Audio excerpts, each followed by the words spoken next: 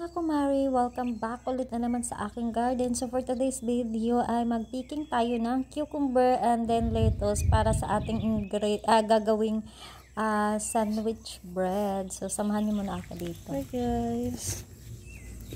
Ayan, punta tayo dito sa aming taniman ng cucumber. Doon may talong, okra, sitaw. So yan, i-share ko lang sa inyo. Oh, diba? Aray. So, ito yung cucumber. Ayan. So, tignan nyo yung kanyang bunga, oh. Kahit maliit pa siya. Oh. Ayan.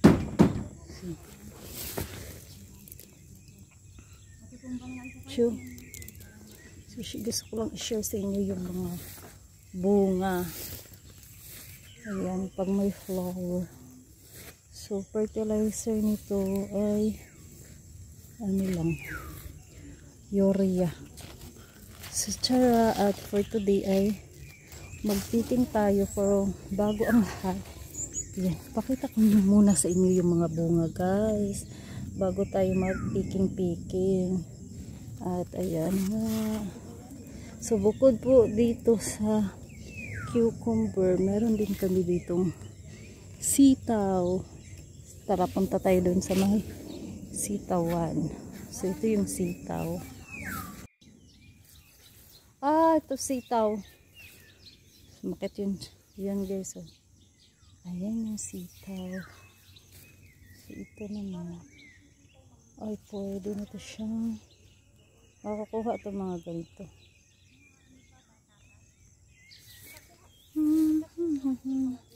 Mamikas tayo ng sitaw. At ito na nga, balik muna tayo dito sa aming cucumber flex natin ulit na napakaganda, hitik sa bunga.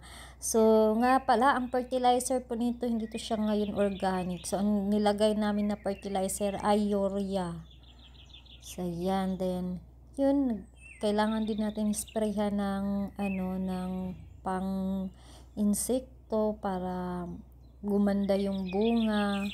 So at ito na nga, mag-start na tayong mag-picking guys, mga kumare, pero konti lang ang kukunin ko kasi panglagay ko lang naman doon sa aking gagawin na sandwich bread. And after nito ay pupunta tayo doon sa kabila dahil kukuha tayo ng lettuce. So malaking bagay na talaga to pag meron kayong tanim na gulay kasi 'di ba sa panahon talaga ngayon ay napaka mahal ng mga bilihin, lalo ng mga gulay pag panay ulan. So pag pumasok din yung mga bagyo ay tagmamahalan yung mga gulay. So ito pwede na to siya kunin natin, at ilang piraso lang pala ang kukunin ko. At ito na mga nakuha ko mga kumare. So konti lang naman ang kinuha ko dito, and then kuha muna ako ng papaya dahil magtinulang manok ako. So meron kaming tanglad, ang problema na lang ay manok. Kukuha muna tayo nito kasi gagawin ko to siyang tsaa or juice.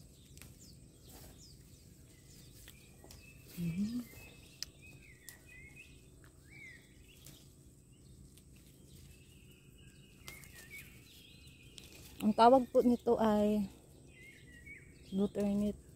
Ayan, butternut.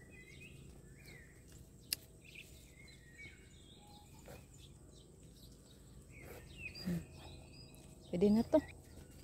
Ito tayong chicken dyan. May chicken dyan. Ayan. Dito naman tayo sa lettuce. So, kukuha tayo ng lettuce ngayon.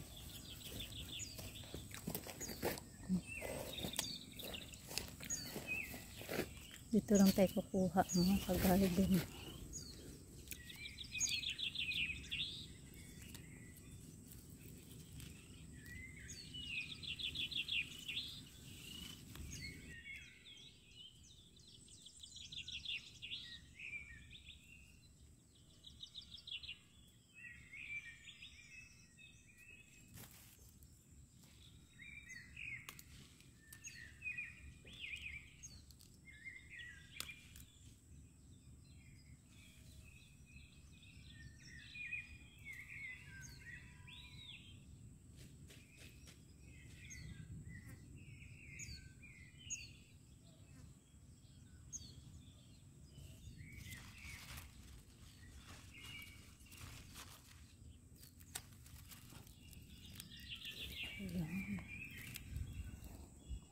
So, ayan na yung taal dyan. May taal. Mount Makiling. Yung sili namin. Oh. So, tara na guys. Ito yung naani natin mga ka-garden. Doon sa garden namin. So, meron tayo ditong lettuce. Tapos cucumber. Papaya. Blue turnip. And then sitaw. Magpakbet ako, ilalagay ko to, and then nilagang tinulang manok pala, and then gagawa ako ng tsaa na may blue turnip, and then eto gagawin kong salad o kaya ilagay ko sa sandwich bread na lagi kong ginagawa. So yan, fresh yan lahat galing sa ating garden. So yan, namalingki lang ako sa garden. At itong mga lettuce hindi pa na transfer. Kasi bago kami mag-transfer nito sa lupa, nilalagyan muna ng ipot ng manok para organic siya. Pero kailangan mo muna kalkalin yung yung lupa, and then lagyan ng ipot ng manok, and then saka to siya itanim. Pero kulang pa yan siya, hindi pa yan siya pwedeng i-transfer kasi maliit pa lang. Palakihin lang kunti. So, ito na nga at ipasok na natin kasi baka maarawan siya. Oops! O, diba? Kung masipag ka lang magtanim, may aanihin ka talagang gulay. Tapos, ito na mga kumari. Ang ating pipino na galing sa ating garden. At itong lettuce. Then, maglagay lang ako ng carrots dahil sira na yung aking tawag niyang cabbage na violet. Din natin tomato, tapos meron akong hotdog dito, ham, and then egg, and then mayonnaise. Tapos pwede kayo maglagay ng cheese. Tapos ito ang bread ang aking gagamitin. Ito mga kumari, nabili ko to siya sa shop Lazada ng 6.89 yata yung 50 peraso. Then ito naman ay 8 yata yung isa. Pwede nyo din kasi itong ilagay siya dyan. After nyo ibalot, lagay nyo dyan. Pwede nyo gawing pang negosyo. Ayan, business. So, ngayon mag-start na tayo magbalot.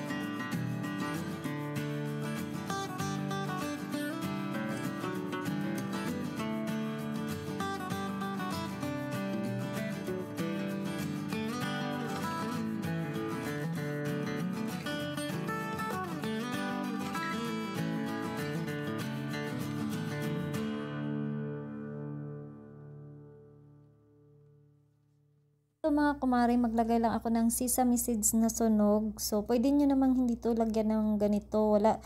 Trip ko lang yan mga kumari. So nasa inyo na yan kung maglagay kayo ng ganito or hindi. O diba?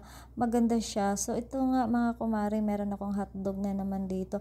Mga kumari, kahit na yung pang burger, pwede nyo yan siya ilagay. Yung patty ba? Then tonkatsu. Ano para, pwede din corn beef. So nasa inyo na yun mga kumare kung ano yung ilalagay nyo dyan. Pwede nga crab stick, then lagyan lang ng mayonnaise.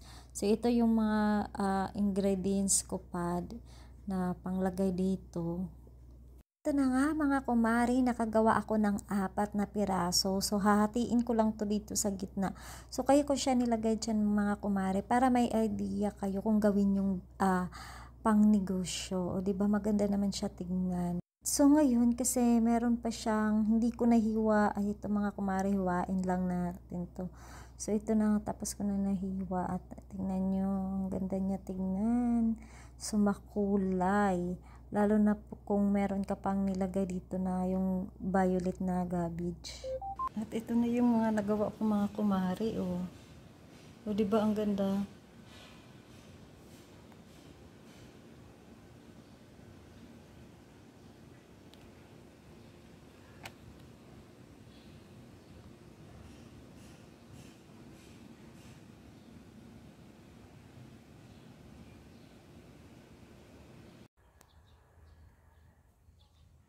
Ito yung blotter net na kinuha natin. Pasensya na kasi maingay dito at ayaw ko mag-voice over. Nandun natin sandwich. Yan, kakain muna tayo. At ang aking aso para ng buang. Here. Ako'y kakain muna.